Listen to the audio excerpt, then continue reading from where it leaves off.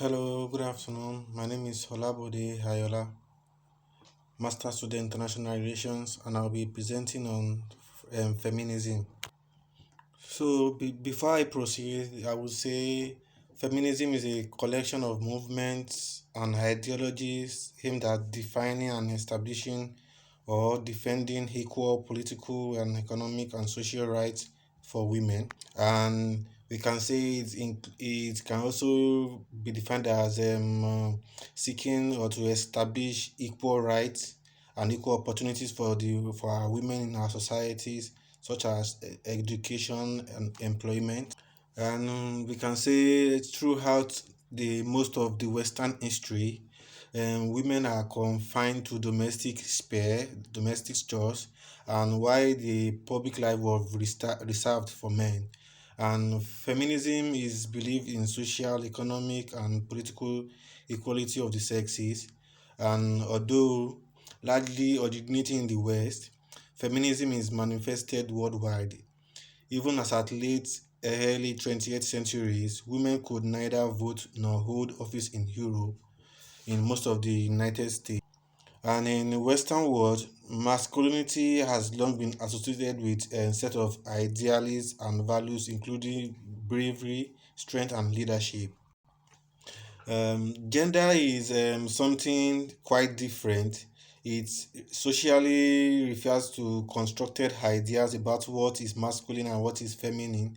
And according to high international relation experts, it means it explores the influence of gendered thinking on human ideas and behavior. And first of all, we need to realize that there is a difference between sex and gender. In most of the world, gender has provided a basis for the exclusion and marginalization of women from political and military leadership, and these clearly are stereotypical images of what men and women are really like, and often bear little resemblance up to reality. This resulted in widespread patriarchy, which is ruled by men, in which women have been pushed into secondary roles. Gender theories suggest that war and politics have long been associated with masculine values. Compared to these days, the present day now, women are seen in higher position with which men hold. So we can say gradually everything is changing.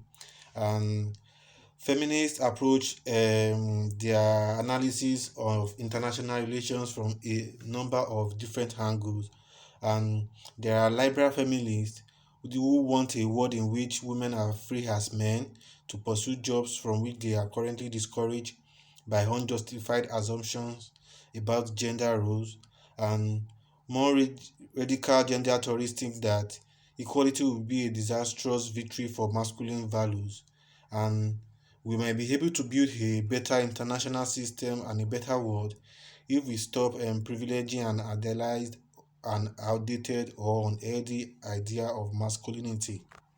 Um, to further proceed, an important part of gender theory's analysis of international relations focuses on the hidden role played by women in conflict. Men engage in the most public and obvious aspect of war, bearing weapons, wearing uniform, and engaging directly in conflict. And women tend to play a supporting role in times of conflict, helping their men fight. And women have often suffered as badly as men as well, and which is according to scholars. And we can say even during war, in case of invasion, women suffered most, and even teenagers. So the call for rethinking of security to prioritize the well-being of individual and her or his community. So we can say there are some types of feminism, equal rights. We have liberal feminists. We have the one that choose to bear pronoun, and we have some feminist ideologies as well, which we can say liberal feminism. They seek individualistic equality of men and women through political and legal reform without altering the structure of the society, while you can say radical feminism considers the male controlled capitalist hierarchy as the defining feature of women and the total uprooting and reconstruction of the society as necessary. And we have separatist feminism, which does not support heterosexual relationship. We have Marxist feminism that argue that capitalism is the root cause of women's oppression and that discrimination against women in domestic life and employment is an effect of capital ideologies. Another thing I'll be talking on is the reaction to feminism. We can say different group of people, even compared to these days, they kind of responded to feminism, and both men and women have been among the supporters and the critics. And pro-feminism is the support of feminism without implying that the supporter is a member of the feminist movement. And the term is often used in reference to men who are actively supporting the role of feminism. Anti-feminism is opposition to feminism, and in other parts, we can say other anti-feminists oppose women's entry into the labor force or their right to join unions, to sit in juries, or to obtain birth control and control their sexuality.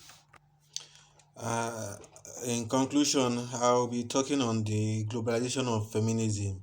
We can say in 1946, the United Nations established a Commission of the Status of Women, and in 1948, the UN issues its Universal Declaration of Human Rights, which protects the equal right of men and women.